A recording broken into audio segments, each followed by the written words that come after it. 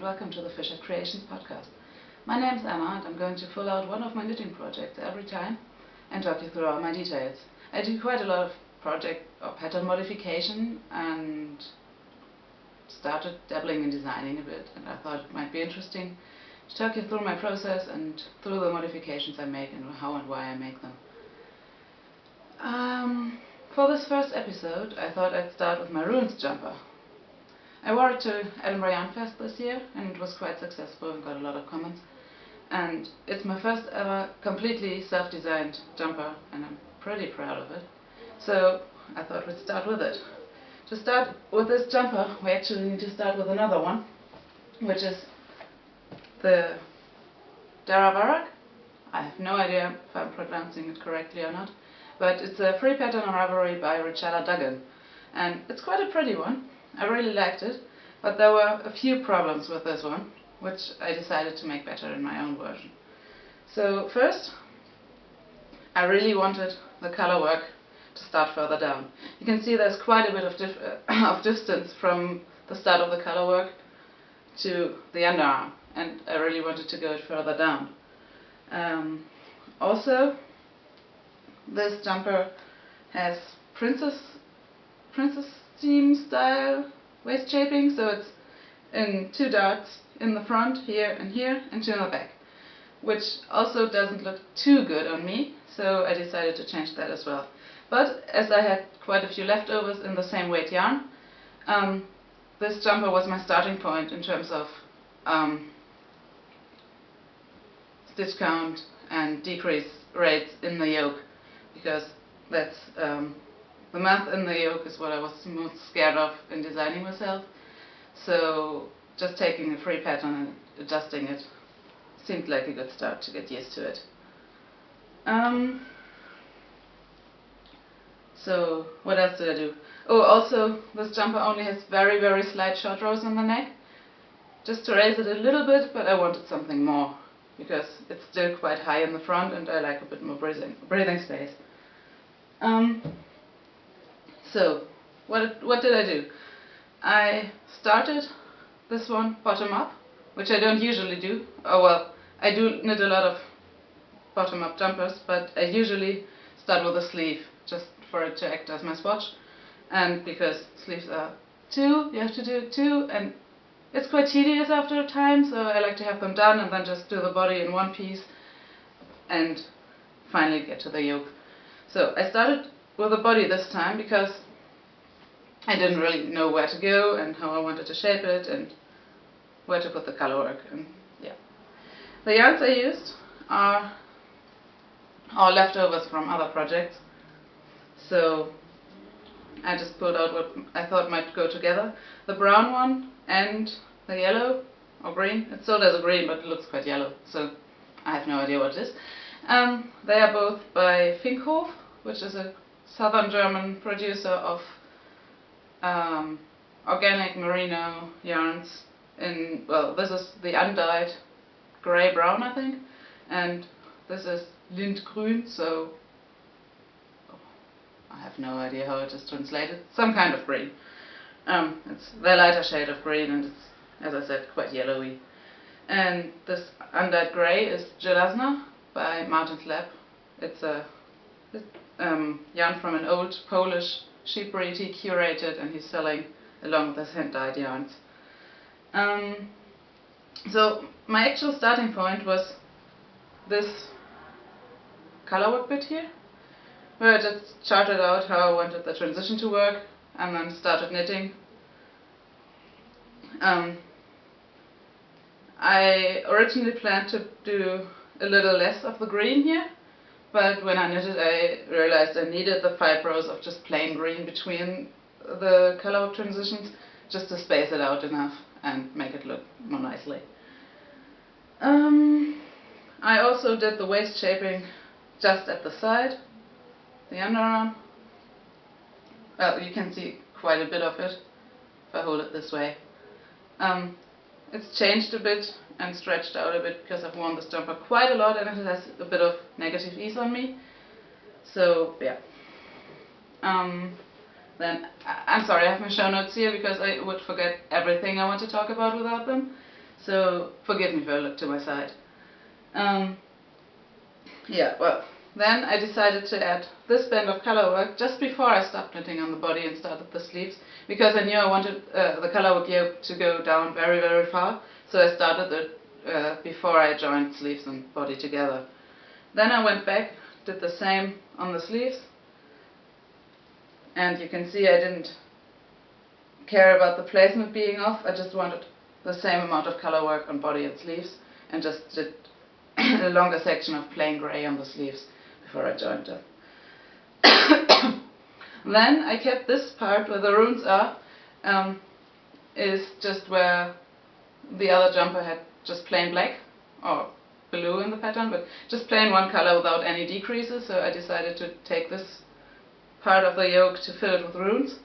I knew from the start I wanted to put some runes in this because, well, I'm a PhD student in medieval Scandinavian literature, and runes aren't my main focus of studies, but they came up a lot, and I just feel quite a connection through the runes to ancient medieval times. So I wanted to incorporate them, and initially I planned to take some kind of rune writing from a gravestone or something that might be found around Scandinavia and put it on there, but in the end I was just plain lazy and didn't want to think, so I found a free pattern on Ravelry that's called All Your Hard Work Ruined by Rina Meyer-Dries. It's a free hat pattern, but it features around the brim and the rune alphabet. At least it encourages you to write something of your own in rune alphabet, so it has a complete chart for all the rune letters, for all the runes, and it was just the right height, so I was just lazy and only made my own chart from it. That was a little easier to read for me, and just had the rune alphabet running through, and it's repeated 1.5 times I think around, and yeah, I just used that chart and put it on here. And then I took from this jumper, I took the chart with the decreases, which was quite a short repeat, and had the decreases worked into that. So I just took that and wrote it down and penciled it in. It looks quite funny here because I made a few mistakes when I was first doing it. I have several more versions before I got it right, and then I just filled it in with my colors. And originally I planned to invert the colors here, so use only the yellow as a contrast color, but I was afraid to run out of the brown, so I used more of the yellow on the top.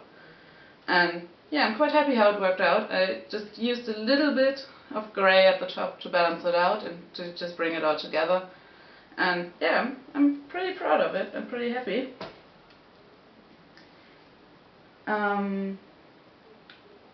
Oh yes, and I did a few more short rows on this one than on the other, so you can see quite a long plain section here in the back, just to raise the neckline a little more in the back and to stop my jumper from choking me. I think that's the main things I have to talk about in this. So the main problem of it is it's quite short.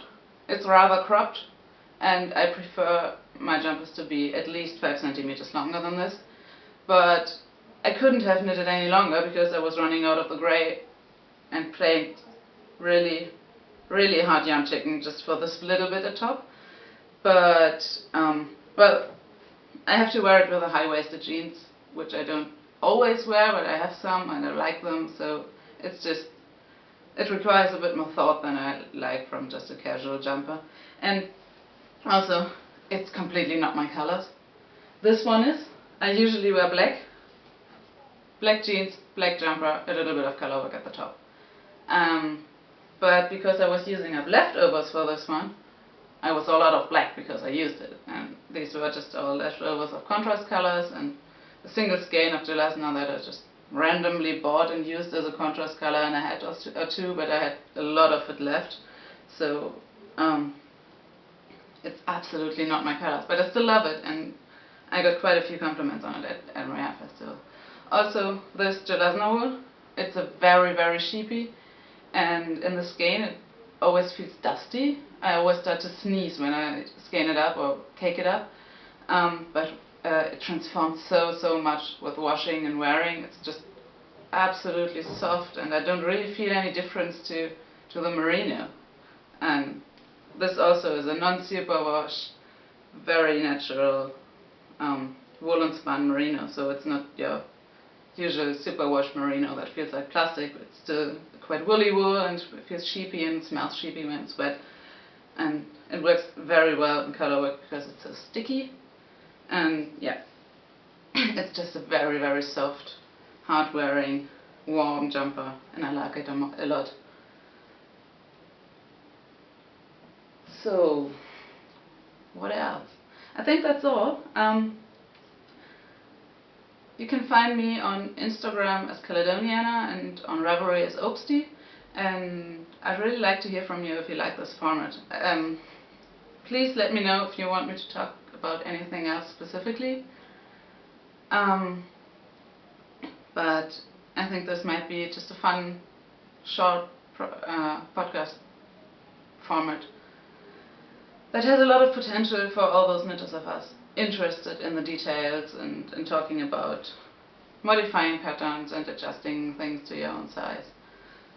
Also, I have no idea what gauge I knitted to. I never measured it. I just took the same needle size and stitch count as in the other jumper.